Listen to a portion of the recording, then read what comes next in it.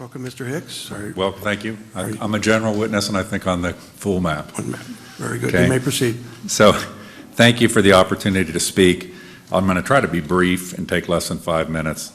My comments eventually are going to be specifically on the distribution of seats in the maps, and that of what I know and what I've read in the press so far. I just want to precursor them by saying I think I'm more conservative than any person sitting up there. I'm a conservative, right-wing Republican, and I wish most of my Republican friends up there would be more conservative. Okay, so, but I just wanted to comment before getting to the distribution that we're here because the Constitution requires you to be here. The Constitution requires you to be here. You know, it also requires that this meeting is electronically streamed. It also requires that there be citizen input.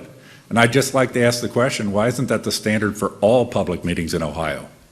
Why isn't that the standard for all public meetings in Ohio? Now, specifically starting to move into the district maps, there's two things I want to hit on.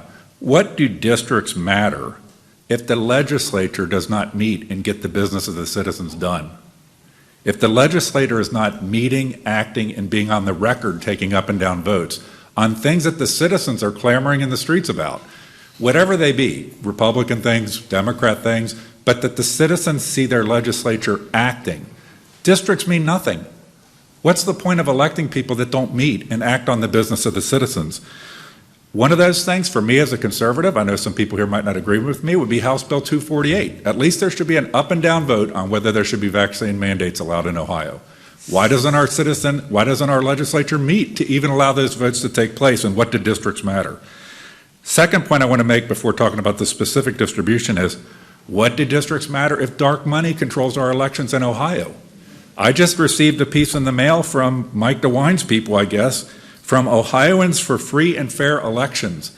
Do we really need another dark money PAC trying to buy elections in Ohio? I noticed that that PAC is not registered with the Federal Election Commission. It is also not registered with the Secretary of State. Even Larry Householder registered Growth and Opportunity PAC with both of those things. Even Larry Householder had the decency to do that. But one thing that is common to them is Ohioans for Free and Fair Elections is incorporated in Delaware, just like Larry Householder incorporates his dark money operations. Do you have some comments going to the map? Now I'm going to speak specifically about the distribution on the map. So I already told you I'm a right-wing conservative. I would love right-wing conservatives in our government offices and in our legislature to feel some heat so that they would get the business done. I don't like the idea, if I believe the press reports I read, of a map that increases Republican control, and I'm a conservative Republican. I want there to be debate. I want there to be legislative sessions.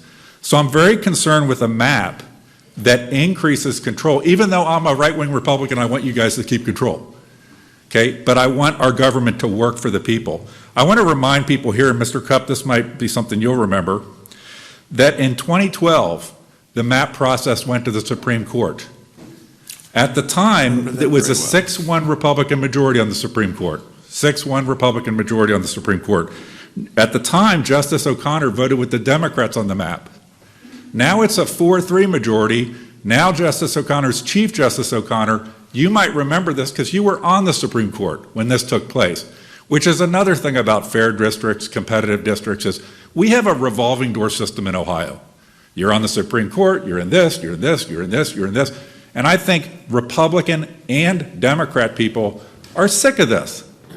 We want districts that allow for vibrant competition, that get the people, that get our legislators and our elected officials focused on at least meeting to get the business of the citizens done. Heck, if House Bill 248 doesn't pass in an up and down vote, at least it had a vote. At least it got taken care of. So I would encourage that you really think about the map that's been proposed, because I see it landing at the Supreme Court again. And that's the makeup of the Supreme Court's different than it was back in 2012. Mr. Cupp, you would know that. So the map that's been proposed and the notion of gerrymandering to increase control, I don't think as a conservative Republican is the right answer. Frankly, I want my Republicans to feel some heat, so that they would get the business done that I think a lot of grassroots Republicans want to see get done, instead of hiding behind big majorities to not get anything done. I thank you very much for the time to address you today. Thank you, Mr. Hicks.